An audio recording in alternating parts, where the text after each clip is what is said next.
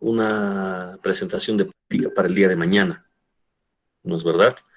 Entonces, he visto hace unos minutos en el Classroom, hay una pregunta.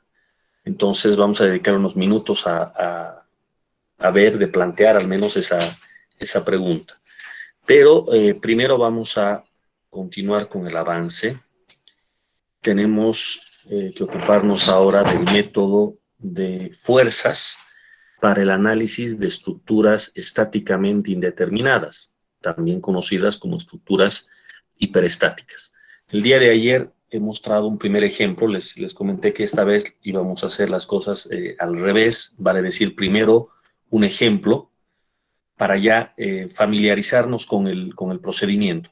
Y ahora recién, de manera más formal, mirar un poco la teoría. ¿De acuerdo?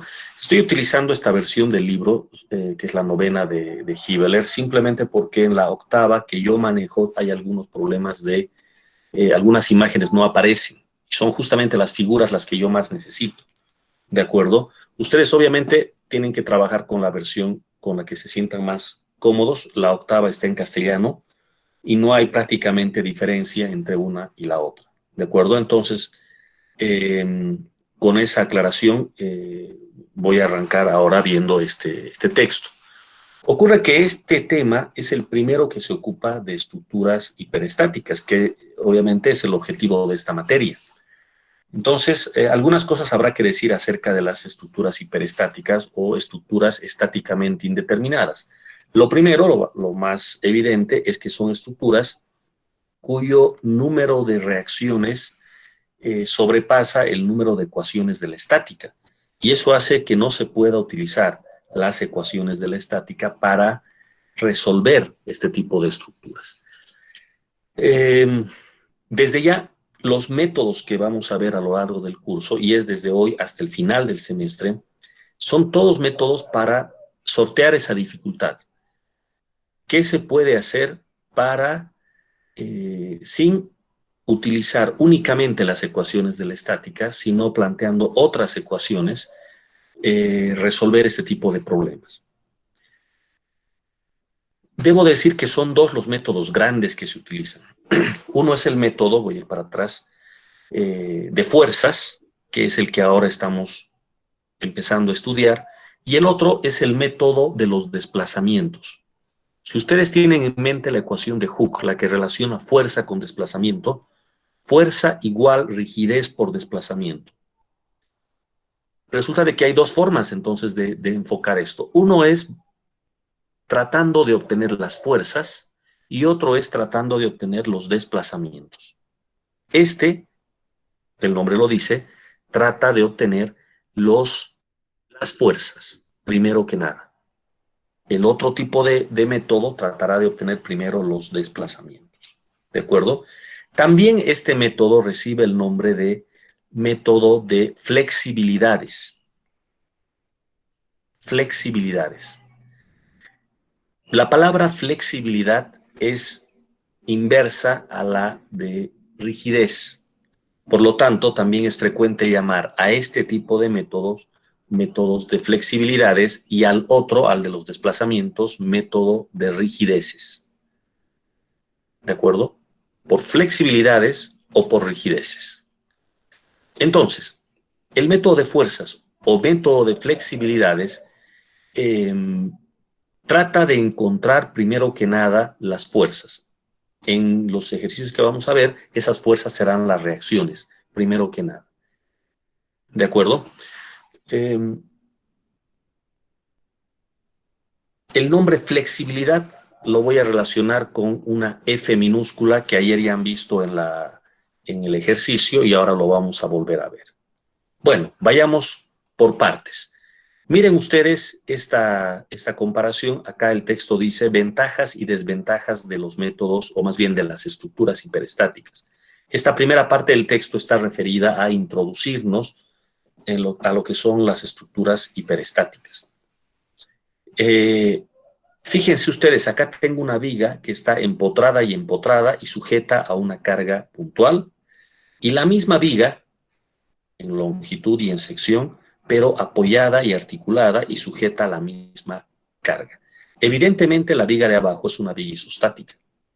La de arriba ya es una hiperestática. La deformada es lo que se ve en línea punteada. Como ustedes notarán, la deformación es más notoria en la viga isostática, al menos en la parte que corresponde al positivo, esta deflexión. En los extremos empotrados se van a generar momentos negativos. Y ustedes deben recordar que un empotramiento restringe completamente toda posibilidad de rotación. Por lo tanto, acá el desplazamiento angular es cero y en el otro extremo es cero también. ¿Qué ventajas y qué desventajas tienen estos sistemas? Pues resulta que en cuanto a los momentos, la viga isostática solo tiene momento positivo. El momento más fuerte se encuentra justo debajo de la carga, acá en la parte central. En los extremos no hay momento y no hay momento negativo en ninguna parte de la viga. Mientras que en la viga hiperestática hay momento positivo, pero también momentos negativos en los extremos. Eso puede ser bueno y malo a la vez. Lo bueno del sistema hiperestático es que el momento positivo que se forma acá, en el centro del claro, es más chico que el momento positivo de la viga isostática. O sea, si comparamos los momentos positivos máximos que se dan en el centro de la viga, el isostático, genera el momento más fuerte comparado con el hiperestático. Pero a cambio de eso, el isostático no tiene momentos negativos en los apoyos, mientras que el hiperestático sí tiene. Si yo estuviese pensando en una viga de hormigón armado, en el caso de la viga isostática, solo debería de ocuparme de reforzar la fibra inferior de la viga, porque es la única que realmente va a trabajar. La fibra superior no trabaja nada, porque la deformación es como se ve acá. En cambio, si la viga es hiperestática, al tener yo momentos positivos y negativos, tendré que poner a cero tanto en la fibra inferior como en la fibra superior. ¿Cuál de los dos es mejor? Bueno, depende, pero ahí está la diferencia entre uno y otro. Otra diferencia que hay entre los sistemas isos versus los hiperestáticos. Los isostáticos suelen comportarse mejor ante deformaciones, específicamente ante asentamientos. Si nosotros tenemos un apoyo, por ejemplo este que está acá, que se asienta, el sistema isostático no cambia. Las reacciones siguen siendo las mismas, los momentos siguen siendo los mismos.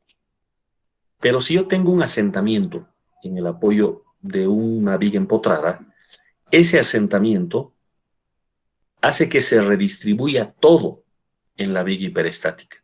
Las reacciones cambian, los momentos cambian, todo por culpa del asentamiento. ¿Es importante tomar en cuenta asentamientos? Sí. No es una situación solamente académica o de libro. En la realidad es muy frecuente que cuando uno construye algo, se den asentamientos. De hecho, si ya han hecho su curso de suelos, ya saben que los suelos suelen consolidarse y puede tardarse una eternidad en que termine de consolidarse el suelo. Entonces, hay asentamientos. El problema se da cuando los asentamientos son diferenciales, vale decir, un apoyo se asienta y el otro no. Ahí se genera un problema. Si los dos apoyos se asentaran juntos, la estructura obviamente no cambiaría. Pero si uno sí y el otro no, ahí tengo problemas. Ese tipo de situaciones se aprecian frecuentemente en las construcciones. Son problemas geotécnicos, muchas veces no se hizo el compactado adecuado del terreno antes de fundar, antes de elevar la superestructura y bueno, pasan estas cosas.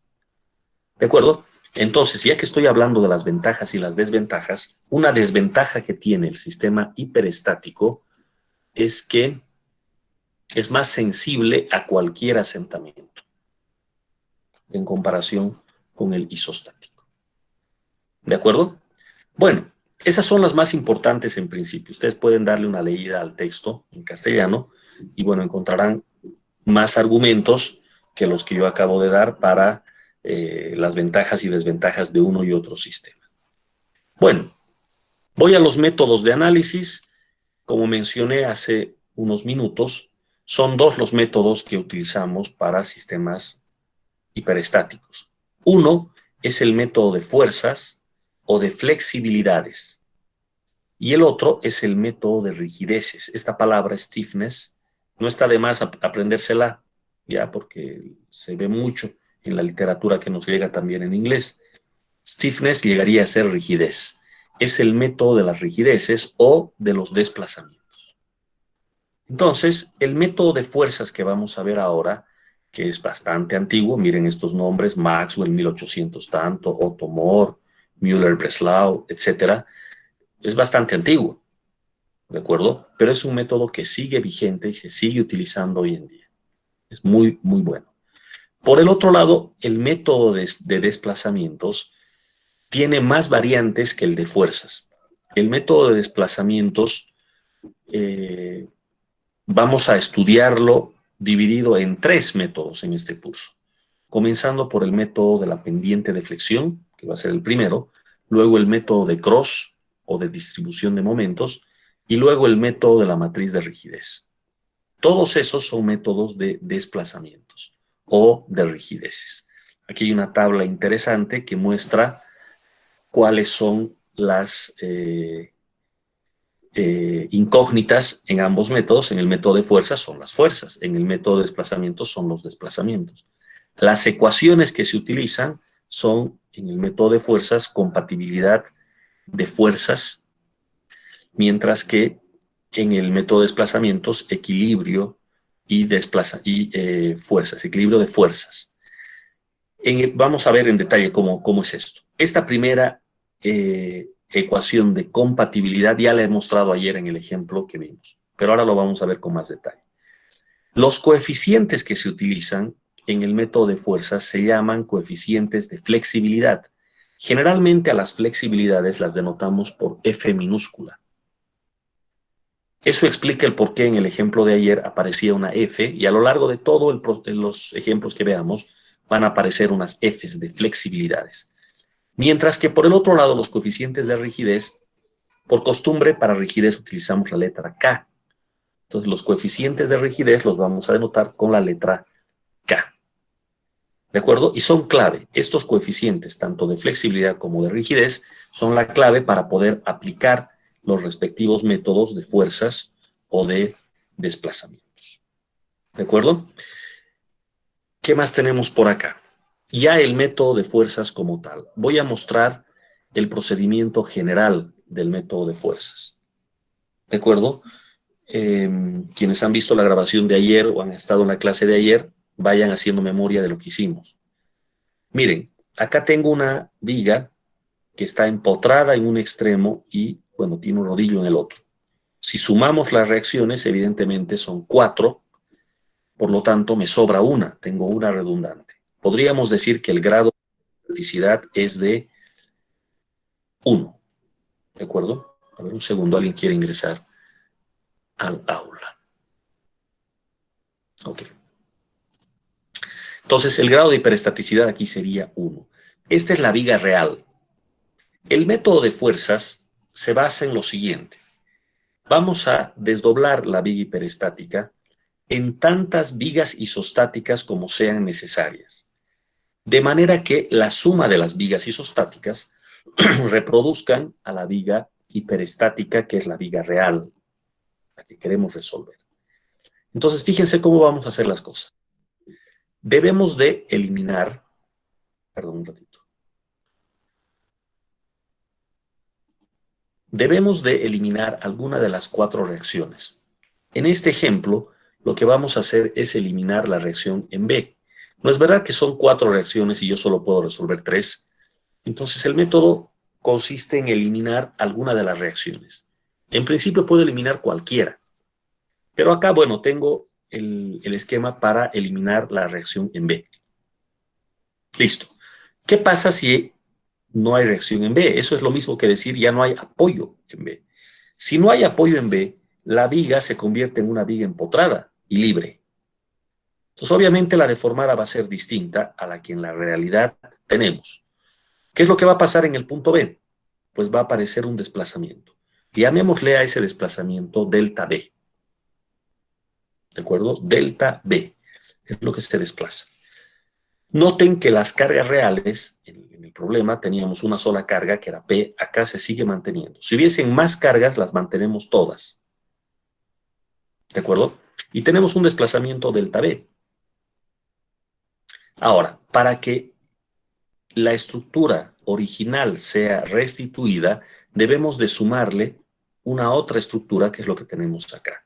¿Cuál sería la condición de esta? Bueno, para empezar, tiene que ser idéntica a la estructura anterior, vale decir, viga empotrada y libre.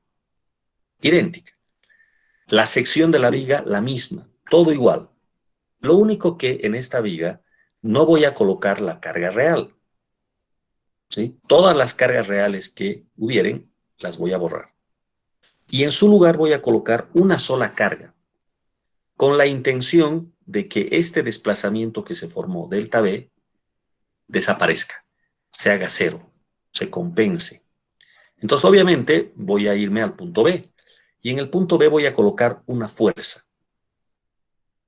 Esta fuerza ocasiona un desplazamiento hacia arriba. Ese desplazamiento hacia arriba voy a llamarlo delta prima BB. ¿El porqué de la notación? Bueno, seguramente delta B no le llama la atención a nadie, es el desplazamiento en B y no hay nada más que decir. Acá delta prima, ya, la prima es importante para hacer notar que es otra deformación, no esta que tengo acá. Pero el subíndice doble BB puede que resulte extraño. ¿Cuál la razón? Bueno, un poco más adelante vamos a entender mejor por qué es necesario colocar este doble subíndice. Por ahora pensemos, bueno, es solo un desplazamiento y al final de cuentas podríamos llamarle como querramos. Aquí le están llamando delta prima BB. Bueno, la condición para que estas dos vigas sumadas reproduzcan a la real es que la suma de los desplazamientos delta B más delta prima BB dé cero. A esto llamamos ecuación de compatibilidad. Tiene que haber una compatibilidad en las deformaciones, porque si no, esta superposición no tendría sentido. ¿Cuánto tiene que deformarse o desplazarse realmente B? Nada. En la viga real B no se desplaza nada, vale cero. Entonces ahí está, cero, igual a la suma de los dos desplazamientos. Bueno, acá es discutible el tema del signo, ¿de acuerdo? Evidentemente uno escoge en los problemas positivo hacia arriba o positivo hacia abajo por conveniencia, como guste prácticamente. Entonces acá, por ejemplo, al desplazamiento hacia arriba lo han tomado como positivo y al desplazamiento hacia abajo lo han tomado como negativo. Muy bien. ¿Para qué sirve todo esto? Está bien, yo entiendo que la suma es una superposición y reproduzco la viga original, pero ¿de qué me sirve esto? Así como está, todavía no me sirve de nada. Yo tengo que notar un detalle. Para que esta fuerza realmente restituya el desplazamiento, vale decir, delta B sea compensado con delta prima BB, esta fuerza BY no puede ser cualquiera. ¿Qué fuerza tendría que ser realmente BY? Pues BY tiene que ser la reacción en B, no puede ser otra. Cuando teníamos el apoyo, aquí aparecía una reacción. Esa reacción es la que garantiza que el punto B no se desplaza hacia abajo. Entonces, si yo he conseguido que el desplazamiento hacia arriba compense al delta B, es porque la fuerza que lo está haciendo es exactamente la reacción, BY. Ah, ya, perfecto. ¿Y dónde entra BY aquí en esta ecuación? Da la impresión de que no va a poder entrar. Sin embargo, miren lo que tengo aquí abajo.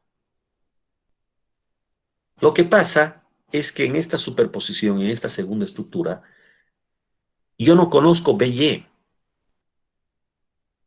No conozco. De hecho, es lo que estoy tratando de conocer. Si mi problema ahorita es que me está sobrando una incógnita. En este caso está claro que la incógnita de la cual me estoy ocupando es de la reacción en B. Si yo ya conociera el valor de la reacción en B, no estaría haciendo todo esto. El problema es que no conozco esa reacción. Entonces, en esta segunda estructura que tengo acá, no hay mucho que yo pueda hacer porque la fuerza BY que ocasiona el desplazamiento es desconocida para mí. Entonces, ¿cómo se salva esta dificultad? Lo que voy a hacer es olvidarme de la fuerza BY por un momento y voy a pensar en una fuerza que yo sí conozca, una fuerza cualquiera. Realmente esto funciona con una fuerza cualquiera. Sin embargo, la costumbre es utilizar una fuerza de magnitud unitaria. 1. Bueno, al ser unitaria, esta fuerza ya es conocida para mí. Estoy ante un problema de una viga empotrada, libre, conozco todo de la viga, su geometría, todo, y ahora conozco la carga que la deforma. La deformación hacia arriba no va a ser igual a delta prima, es otra deformación. Esa deformación yo la voy a denotar como FBB, otra vez doble subíndice. ¿Sí? De nuevo, podría llamar a esta deformación como fuere, pero hay una buena razón para utilizar F y para utilizar el doble subíndice. ¿De acuerdo? Lo de la F ya lo mencioné minutos atrás. Ocurre que esta F llega a ser el coeficiente de flexibilidad para este problema. Es un coeficiente de flexibilidad. ¿Qué cosa es un coeficiente de flexibilidad? No es nada más que la deformación que corresponde a una carga unitaria. O sea, esto es, tantos centímetros se deforma por kilonewton de fuerza, por decir, si las unidades fuesen kilonewtons. O tantos centímetros de deformación por tantos newton, por un newton de fuerza, o por una libra de fuerza, o por la unidad que sea. Este desplazamiento es el desplazamiento que le corresponde a la carga unitaria. Y por lo tanto vamos a llamarle coeficiente de flexibilidad. Lineal, porque, bueno, se da en una sola dimensión. Lineal. Bueno, pero ¿qué tiene esto que ver con lo que estaba hablando hace un rato? La clave de todo esto pasa por notar que estamos ante un problema de estática lineal. El análisis que estamos aprendiendo, este análisis estructural que estamos aprendiendo, es lineal.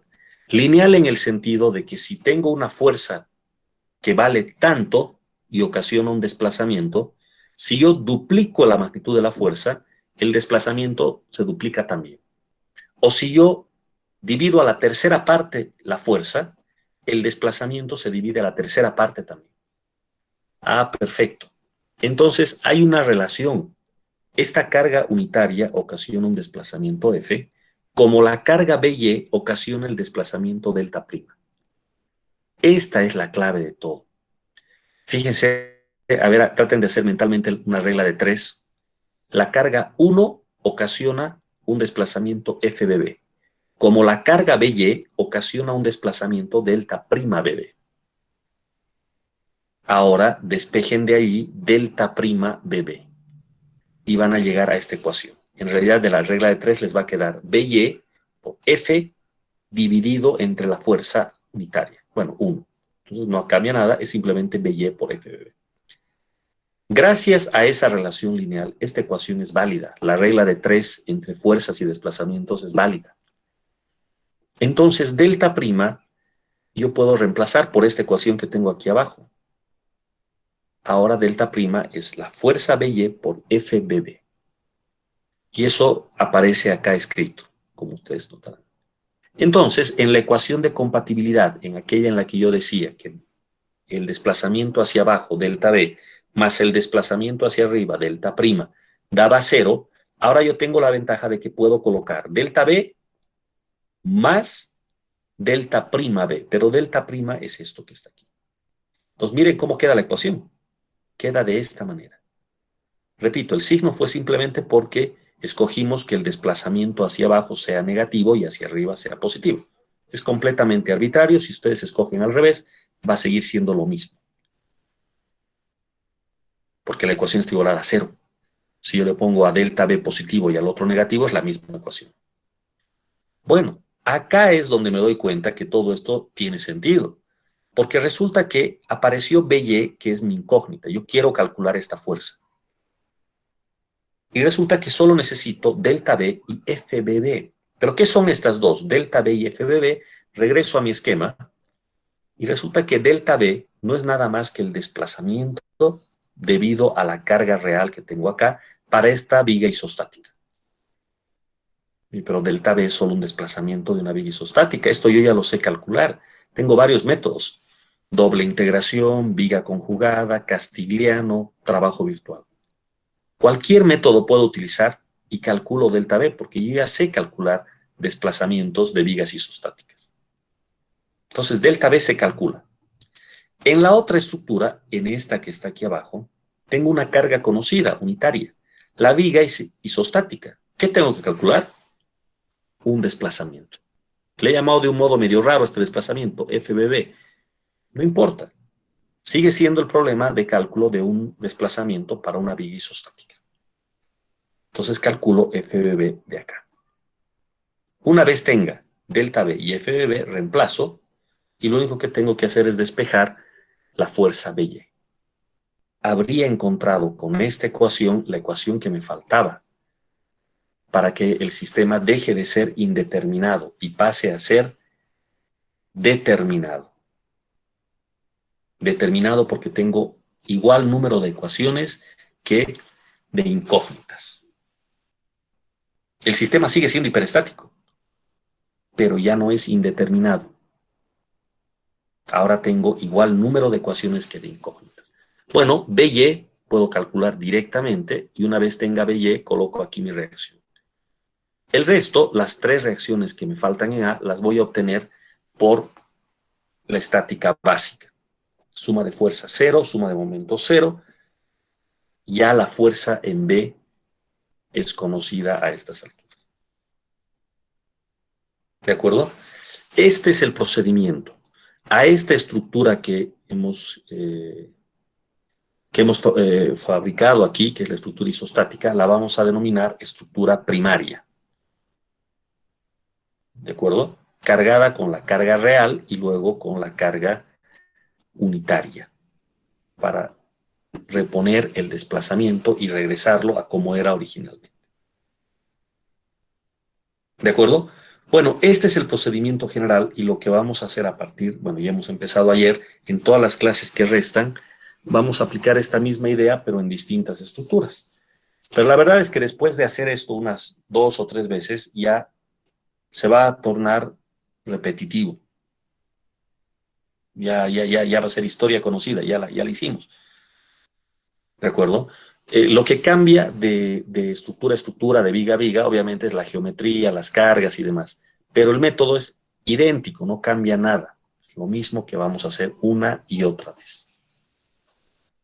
¿De acuerdo? ¿Se entiende la idea? Tal vez quieren que se complemente algo, aclare algo.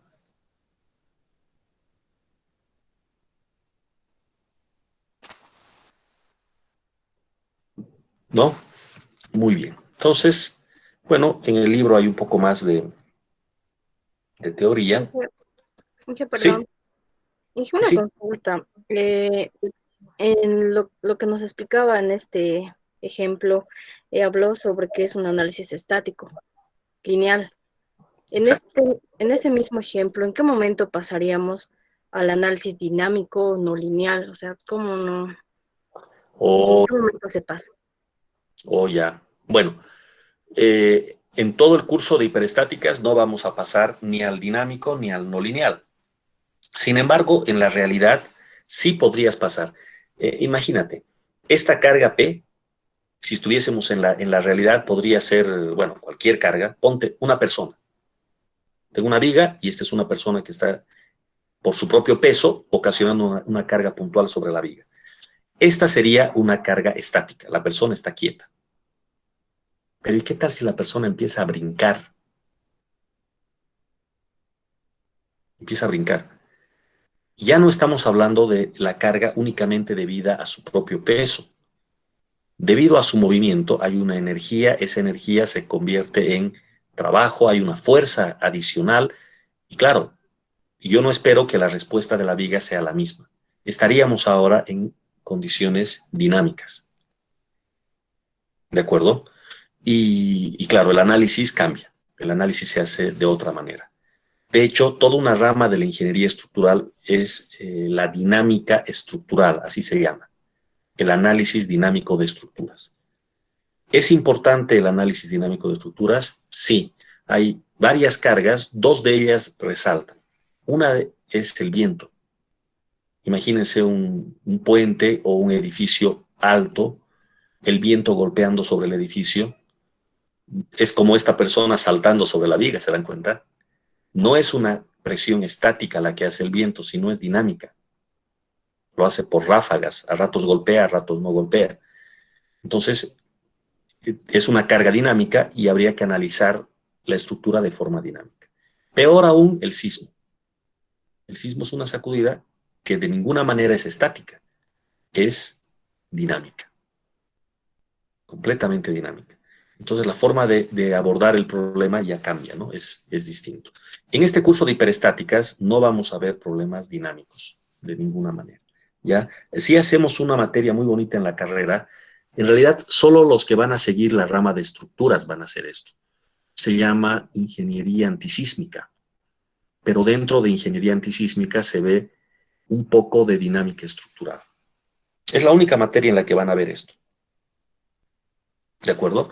Y tal vez el profesor de puentes les mostrará algo relacionado con cómo se puede diseñar una viga de puente o un puente en general, tomando en cuenta el efecto de un choque, un impacto, que podría ser algo parecido a una carga de este estilo.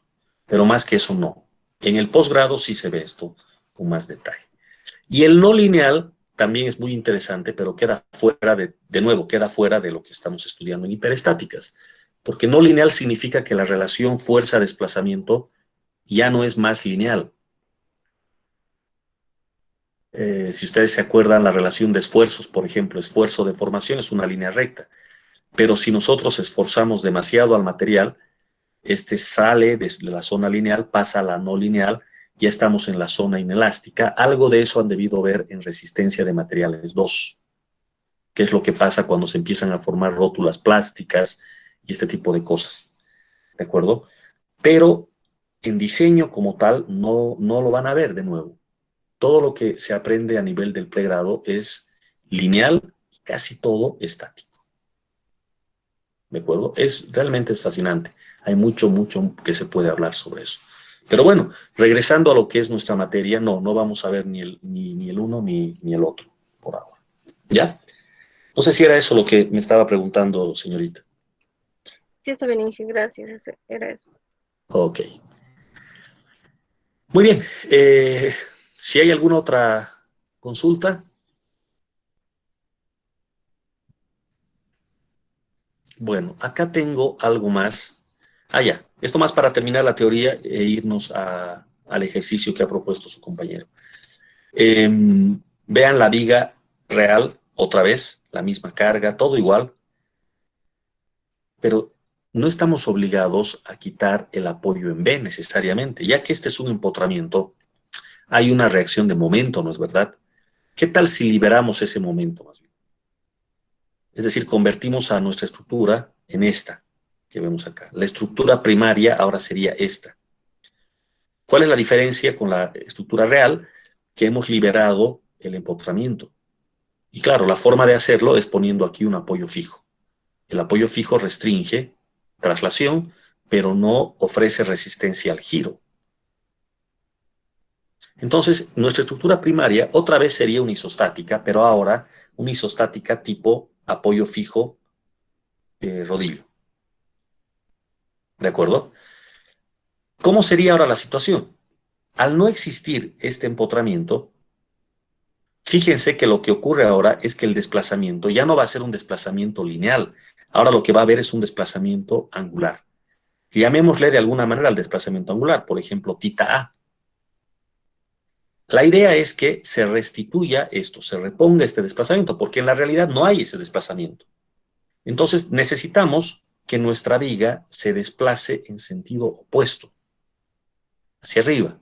Y para eso tendríamos que introducir un momento. ¿Qué momento tendríamos que introducir? Pues exactamente el momento MA que tenemos aquí para generar una deformación que sea idéntica a la que necesitamos. Acá, bueno, eh, el autor de este libro ha preferido colocar los dos desplazamientos angulares en el mismo sentido, lo cual puede, a más de un lector, conflictuarle un poquito, porque lo que estábamos diciendo era que la suma de esta estructura más esta otra tenía que reponer la original. Pero aquí estoy viendo que los dos desplazamientos van en el mismo sentido. Entonces, cuando yo sume, eh, ¿cómo es que va a dar cero? Bueno, lo que pasa es que este desplazamiento en la realidad nos va a salir negativo, de modo de que la suma va a dar cero. Ese negativo yo no tengo por qué conocerlo de principio. O sea, yo puedo colocar sin preocuparme en absoluto el sentido de este momento o así como se está mostrando o al revés. Si lo coloco así, el desplazamiento que se va a generar, bueno, va a ser un desplazamiento tita prima. Otra vez sobre doble subíndice A, estamos en el apoyo A. La idea, la ecuación de compatibilidad es tal que tita A más tita prima A tiene que darme cero. Pero yo no puedo calcular tita prima porque no conozco el momento. Si yo ya conociera el momento, no estaría haciendo todo esto, y ya tendría la redundante que me falta. Ahorita el problema es que no conozco el momento. Entonces, ¿cómo salvo la situación? Pues igual que hace rato. En vez de colocar un momento, coloco una carga unitaria. Ah, ya, como esta es una viga isostática y esta carga es conocida, el desplazamiento lo voy a poder calcular. Este desplazamiento no es igual al tita prima, le tengo que llamar otra cosa. En este texto le llaman alfa y otra vez doble subíndice. Ah. Pero si ustedes se dan cuenta, este es un desplazamiento debido a un momento unitario. Dado que es un desplazamiento debido a un momento unitario, vamos a llamarle a este coeficiente de flexibilidad otra vez. Recuerden que los coeficientes de flexibilidad son solamente los desplazamientos ocasionados por una carga unitaria. En este caso, el desplazamiento es angular y la carga es un momento. El momento es unitario, entonces el desplazamiento es angular. ¿Qué relación hay entre el momento unitario, alfa, el momento que a mí me interesa, y tita prima? Es que hay una relación lineal, se puede hacer una regla de tres otra vez. De manera tal que tita prima termine siendo el momento A por alfa AA. Cuando yo reemplace en la ecuación de compatibilidad tita A más tita prima AA igual a cero, voy a reemplazar en vez de tita prima momento por alfa. Eso seguramente está aquí, fíjense, acá arriba. Y he llegado a la misma situación que antes, solo que ahora con giros y momentos, en vez de con desplazamientos lineales y fuerzas. Tita A puedo calcular, sí. Tita A viene de resolver la estructura isostática que está aquí. Debo de calcular un desplazamiento angular. ¿Qué método puedo usar? Cualquiera de los que ya he aprendido. De preferencia, Castigliano o trabajo virtual. En el otro caso, ¿esta estructura de acá arriba la puedo resolver? No, no porque no conozco la carga, pero no importa, porque la que de verdad voy a resolver es esta. En esta de aquí abajo sí puedo resolver el desplazamiento alfa, porque otra vez es una vía isostática y la carga es conocida, vale 1. Entonces, otra vez, Castigliano o trabajo virtual y calculo alfa. Una vez tengo alfa y tita, regreso a la ecuación de compatibilidad. ¿Y qué cosa voy a obtener? El momento. Ahí está el momento. Ese momento es el momento que realmente se tiene en el empotramiento. Conocido el momento, la estructura sigue siendo hiperestática, pero ya no es indeterminada, porque ahora de las 4 reacciones incógnitas solo me queda resolver 3. Y mis 3 ecuaciones de la estática están intactas, no las he tocado todavía. Entonces voy a poder resolver. ¿De acuerdo? En conclusión, el método se puede aplicar tanto para desplazamientos lineales como para angulares. Y se hace exactamente lo mismo. Y como veremos en los ejemplos, vamos a poder utilizar tanto en vigas como en pórticos. Y lo vamos a ver más adelante. ¿De acuerdo? Bueno, eso completa esta parte teórica. Aquí voy a detenerme en cuanto a la teoría. Como siempre, queda para que ustedes lean y se nivelen hasta esta parte en el texto. ¿De acuerdo? ¿Alguna pregunta que alguien más quiera hacer? Una Sí. preguntita Inge, antes de continuar, chiquita. En caso de que fuese en este mismo ejemplo, un empotramiento y un apoyo fijo, ya serían 5 reacciones, ¿verdad? ¿Tenemos que obviar 2 reacciones o siempre es una sola la que se obvia? Oye, esa pregunta es buenísima. Ocurre que sí, está claro que si tengo más de una reacción eh, incógnita, es decir, el grado de hiperestaticidad es mayor que uno, como en el ejemplo que plantea, eh, para convertir la estructura hiperestática en una isostática, voy a tener que eliminar dos apoyos, dos restricciones. Y a la hora de sumar, voy a tener que colocar una otra estructura primaria más sumada. ¿De acuerdo? Yo voy a mostrar con calma un ejemplo de ese estilo, pero ya les anticipo que este método funciona muy bien para hiperestaticidad de uno, para una sola redundante. Cuando tenemos dos o más redundantes, eh, prácticamente estamos obligados a utilizar, a formular el problema de manera matricial. Va a ser automático y se los voy a mostrar en un ejemplo más adelante. Pero ya eso prácticamente es el método de matrices que vamos a ver al final del curso. ¿De acuerdo? En respuesta a la pregunta, ¿se puede aplicar este método para grados de hiperestaticidad mayores? Sí, pero se complica bastante. Entonces, en los ejemplos nos vamos a limitar a solamente un grado de hiperestaticidad. Y al final del tema les muestro recién qué pasaría si tuviésemos dos o más. ¿De acuerdo? Vamos a hacerlo de esa forma. Gracias, Inge. Ok, Inge, entonces, buenas tardes. Una preguntita, perdón. sí, sí, adelante. Acabo de llegar yo recién de afuera del país y me tengo entendido que hay una práctica que es la primera, Ana. ¿Y será que puedo hacerla y presentarla o subirla o ya no se puede, ingeniero? Disculpe. Uh -huh. Está bien, qué buena pregunta también.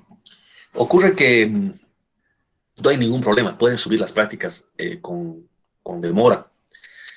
Yo voy colocando, en la medida en la que vamos avanzando, voy a ir colocando en el Classroom la fecha de entrega de tareas, ¿de acuerdo? Y eso es para que quien ha podido hacer el curso desde el primer día, pues ya a estas alturas ha tenido que resolver varios ejercicios de la práctica. Entonces ya no le falta mucho y pues mañana me va a poder entregar. Casos de quienes se han inscrito tarde, hay en la facultad, ¿no? Varios se han inscrito con los rezagados o el caso que menciona, por ejemplo, no hay ningún problema. El plazo final, sin embargo, es cuando tengo que poner las notas de los parciales, o sea, para el día del examen. Seguramente van a ser unas 2 prácticas en total para el primer examen. Entonces, ese día tendrán que presentarme ambas. En un caso extremo, me podrán entregar el día del examen las 2 prácticas en uno. ¿De Ya, acuerdo? ingeniero, muchas gracias. Entonces, hasta el lunes yo creo ya poderla subir porque yo creo que mañana se caduca la primera entrega, ¿no es, Inge? En realidad no caduca. Va a estar el sistema abierto para que el día que ustedes terminen, me la puedan entregar. Muchas gracias, Inge. Eso es, eso es. Por favor, reitero, ya lo he dicho en las clases anteriores, es importante en esta modalidad a distancia que las evaluaciones sean más cortas pero continuas. Y esa es la finalidad de por qué yo les estoy pidiendo estos trabajos. Entonces, al final, ustedes van a tener que hacer práctica 1, entregar, práctica 2, entregar, examen de SAP, examen a mano, y con esas 4 actividades recién sale la nota del primer parcial.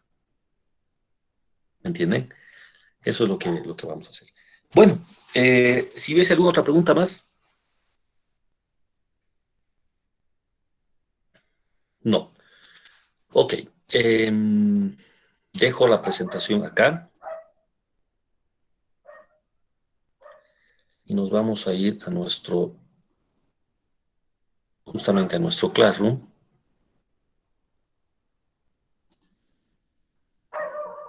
Que está aquí. Aquí está. Entonces, claro, les está apareciendo a todos este mensaje, ¿no? Mañana se entrega la práctica. Pero no se preocupen, reitero, esto va a seguir todavía vigente. ¿Cuándo se va a dar el primer examen? Este tema de fuerzas que estamos viendo ahora me va a tomar alrededor de 8 clases para completarlo en su totalidad. Eso significa 2 semanas, descontando esta clase que ya estamos haciendo hoy día. ¿De acuerdo? Entonces, tentativamente de acá a 3 semanas, y yo pienso que va a ser en día viernes, estaríamos tomando el examen. ¿De acuerdo? Entonces, hoy es 16 de octubre y en 3 semanas estaríamos a 6 de noviembre. ¿De acuerdo? Entonces, para que más o menos ya vayan organizándose, ese sería el día tope de entrega de las prácticas y al mismo tiempo el día del examen teórico. Ahora, debemos de fijar un examen para la parte práctica de SAP, pero ese examen lo vamos a dar después. Primero hacemos el examen teórico el 6 de noviembre y a la semana vamos a hacer al siguiente viernes el examen eh, de SAP. Y ahí finalizaría realmente el primer parcial. O sea, sería alrededor del 13 de noviembre, más o menos. ¿De acuerdo? Ese sería el plan. De hecho, ya mismo lo voy a colocar en la plataforma. El día 6 de noviembre, primer examen. 6 de noviembre. Este es el examen teórico.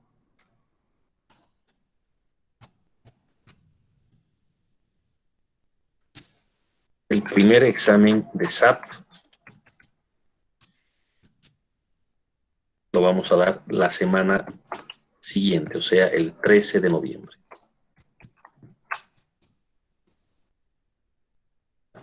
Examen práctico. ¿De acuerdo? Lo dejo ya publicado. Siempre en la hora de clases y ya hablaremos después la modalidad específicamente cómo es. Pero no difiere mucho de lo que ya hicieron en otras materias previamente. Bien, acá nos dejó Ken Río, su compañero, un ejercicio, el 8-8. Ya, hace un rato yo vi 8-3. Ya, ok, sí lo ha cambiado. El 8-8 dice. Entonces voy a ir ahora al libro y vamos a chequear el problema 8-8. ¿De acuerdo? Que es de la práctica, seguramente. Voy para atrás en nuestro libro.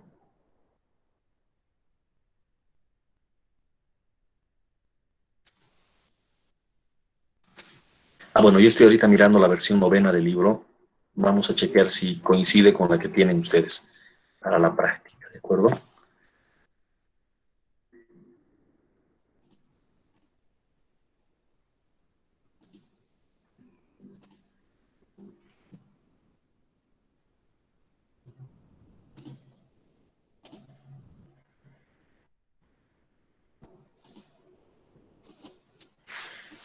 A ver, una revisada aquí en Río, si es el ejercicio. 8-8 es esta viga. Sí, es esa. Correcto. Muy bien. El problema dice, determine las ecuaciones de la curva elástica usando las coordenadas x1 y x2, dice. Y especifique la pendiente en C y el desplazamiento en B. E y es constante. Ya, perfecto. Esto es con doble integración, ¿no es verdad? El método el problema nos está pidiendo utilizar doble integración para resolver esta viga. Entonces, ¿cómo tendría que encarar? Sí, dime, Henry. Más que todo es el tema de las condiciones de frontera. Ese es lo Perfecto, que me está causando problemas. genial. A ver, voy a tratar de ponerlo en la pizarra. Sobre todo con X2, Inge. Perfecto. A ver, vamos a tratar de hacer unos trazos en la pizarra.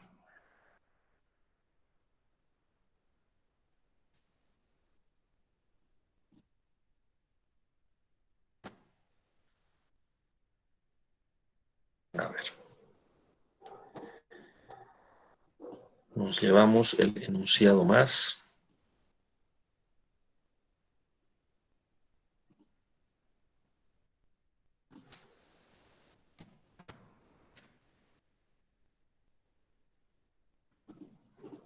Ahí está.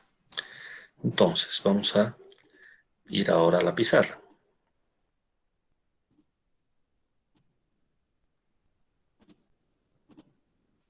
Ahí está.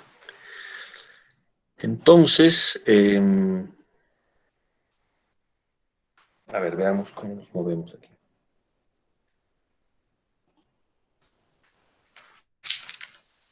Por el método de la doble integración, ¿qué tendríamos que hacer? Tenemos que hallar los momentos. Acá ya no nos dan para elegir, habrá que utilizar las coordenadas x1 y x2 que nos han indicado. Entonces, seguramente estamos haciendo por acá. ¡Ay, caramba! Estoy con la brújula al revés.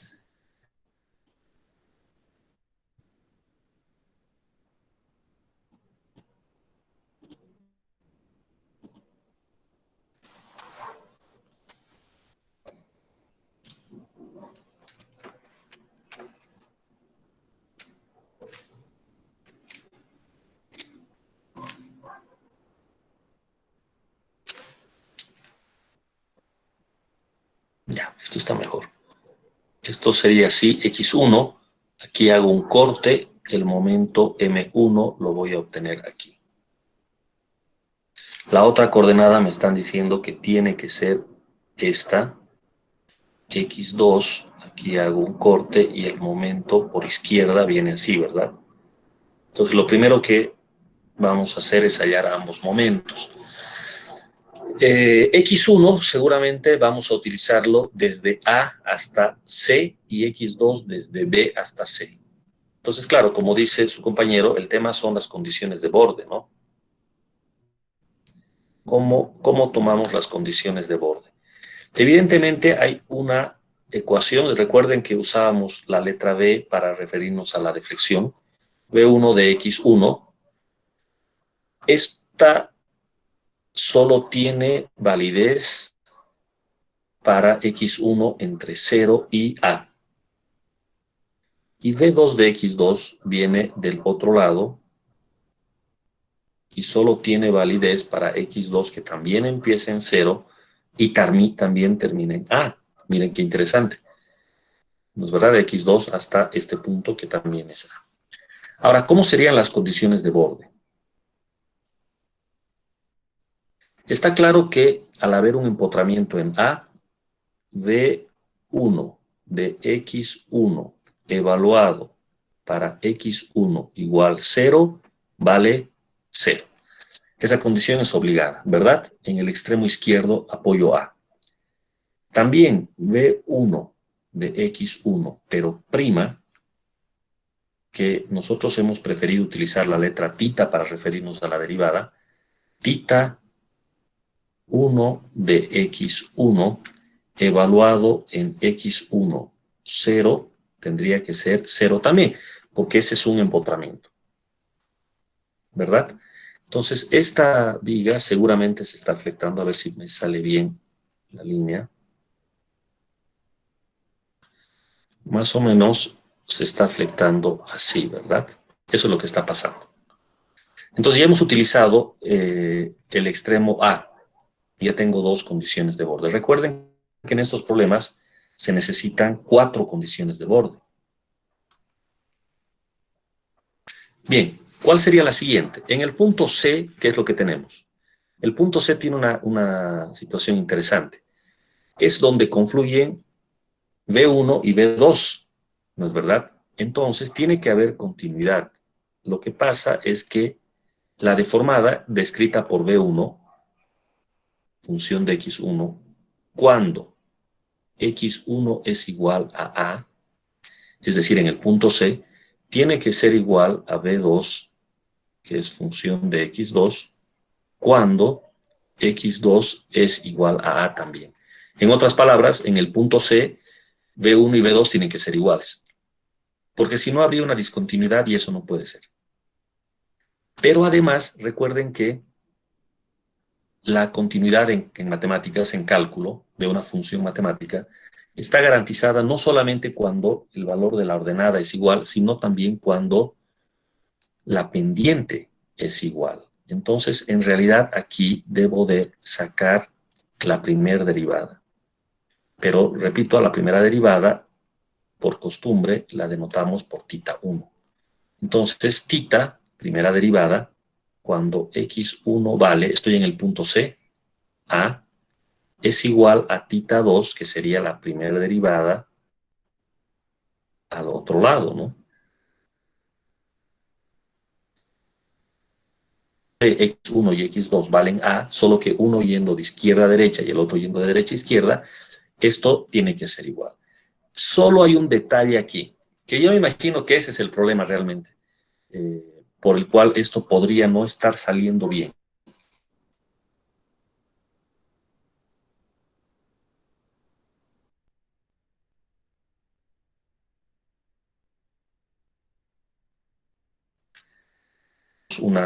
Por ejemplo, una curva, trazamos la recta tangente.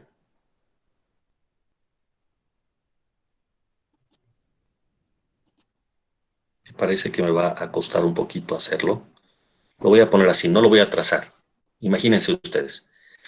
Si tengo esta función y de x, la recta tangente, es decir, la primera derivada, tiene pendiente positiva. ¿Sí o no? La recta está empinada de esta manera, de modo de que la pendiente es positiva. Pero, ¿qué pasa si tengo el sistema de referencia al revés?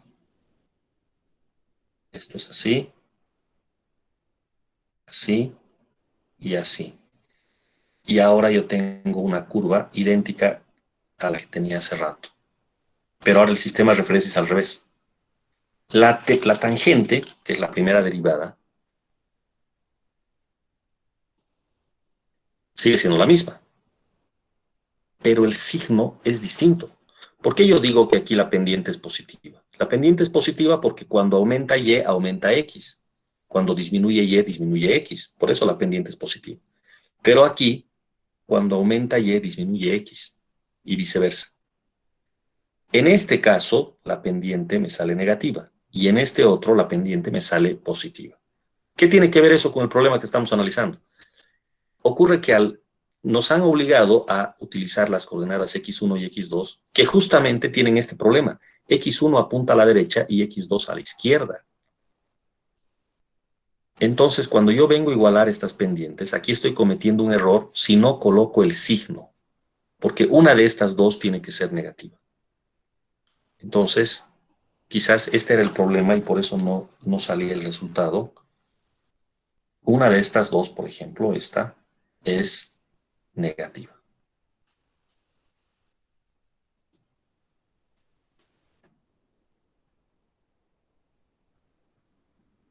Ahí está. Y ahora sí va a salir. Pequeño gran detalle. Sin ese negativo no funciona. Seguro que el sistema de ecuaciones sale mal. ¿De acuerdo? Entonces, esto es para que cuando ustedes escojan el sistema de coordenadas, yo les recomendaría no hacer esto de moverse de un lado al otro, es decir, que uno apunte a la derecha y el otro a la izquierda, salvo que estén muy seguros de que no van a tener esa dificultad. Y esta dificultad se nota cuando aparecen titas. Si no van a calcular ningún desplazamiento angular, ninguna pendiente, entonces pueden hacer esto. Pero sí, a tener cuidado porque el signo de la pendiente cambia. ¿De acuerdo? Seguramente esa era la dificultad, ¿no, Claudio? Sí, Inge, justo en el clavo, porque ese era el tema de los titas, era lo que me dificultaba. Claro, sí, eso sin duda. Eso es. Bueno, ya está, la duda ya está suelta, ahora hay que operar. Este método es un poco largo, hay que hacer un sistema de ecuaciones, resolverlo, etcétera, pero ya está planteado. Gracias, Inge. Muy bien. Bueno, vamos a detenernos acá, salvo que hubiese alguna otra consulta. Ingeniero, una consulta. Sí, sí, adelante. La pregunta 7 de la práctica en SAP, ¿cómo lo resolveríamos? Es de variación de temperatura y errores de fabricación. Ya, a ver, voy a salir de acá un segundito.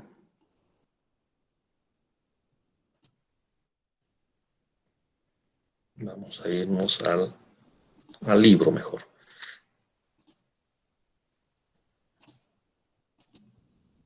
Mm, es- eh, Debe ser del otro capítulo, ¿no? Del 9.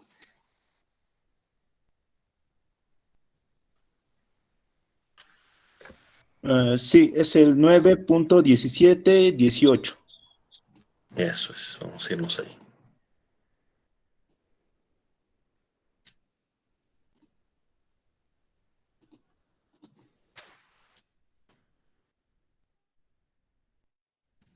Ya estaría. 9.18.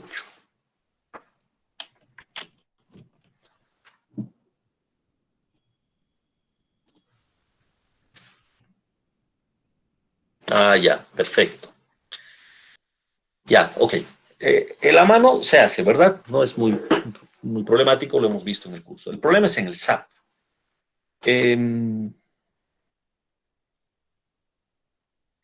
Debemos de introducir, miren que son dos cosas. Nos están pidiendo el desplazamiento vertical, o sea, nos están diciendo que en 9.18 que hay un error de fábrica, ¿sí? Esta barra es más chica, y en el 17 hay un problema de temperatura. Cuando ustedes están introduciendo las propiedades del material, yo en este momento no tengo el SAP a la mano, pero a ver, imaginémonos todos, y si lo tienen a la mano, mejor. Cuando hacen la definición del material, tienen la posibilidad de incluir el alfa, el coeficiente de dilatación térmica, en el material. ¿De acuerdo?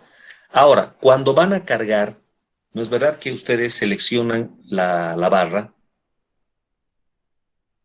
¿sí? O el nodo, dependiendo? En el caso de la cercha, seleccionamos el nodo y decimos, bueno, selecciono el nodo y le asigno la carga.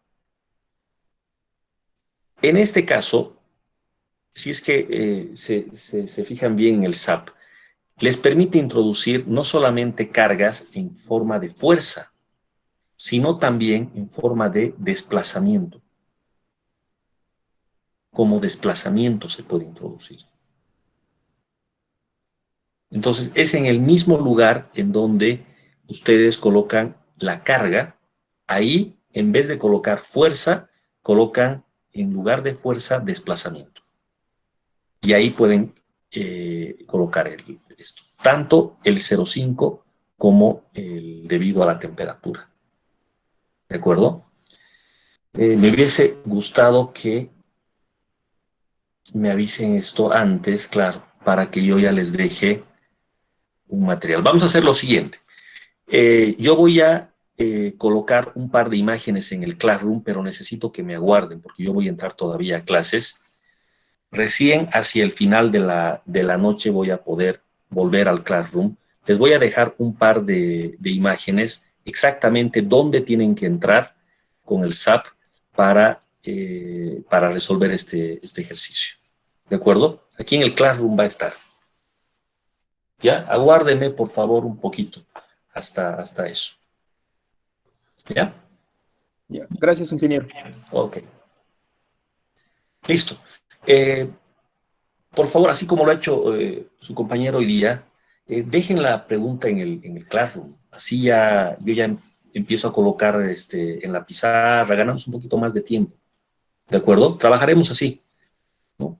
Consulta que tengan, ya anticípenla en el Classroom, así ya yo puedo mostrarles más avanzada la solución y no perdemos tanto tiempo dibujando ni buscando. En este caso, por ejemplo, me he agarrado en curva con el SAP porque no lo tengo ahorita activado. No sé si les ha ocurrido que en estos días ha habido una actualización masiva de Windows y bueno, algunos programas han dejado de funcionar. No sé si les ha pasado a todos eso. Bueno, Lo arreglamos de esa manera entonces, les paso hasta el final de la noche. ¿Alguna otra consulta que quieran hacer?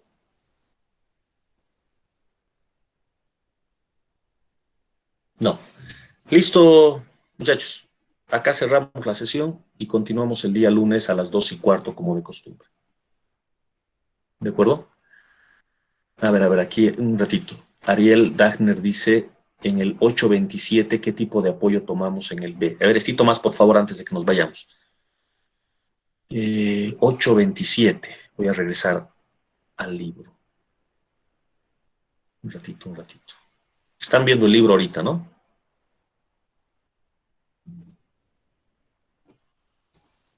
Sí se ve, ingeniero. Eso es. Ya, a ver, su compañero dice en el 827, ¿qué tipo de apoyo? ¿Qué dicen? ¿Qué tipo de apoyo tomamos en B? Ah, perfecto. Ah, ya, pero este es un simplemente apoyado, este es un rodillo. Este apoyo es un rodillo. La idea del rodillo es que solamente restringe en la vertical y no en la horizontal. Y si yo coloco la viga simplemente apoyada así como se ve, sin ningún remache, nada, esto en la realidad es lo mismo que esto. Este rodillo que estoy viendo acá. O sea que tómenlo como apoyo móvil. ¿De acuerdo? Y esta articulación seguramente, o esta unión seguramente es para un apoyo fijo. Esto es fijo y esto es rodillo. Así lo van a tomar. ¿Ya?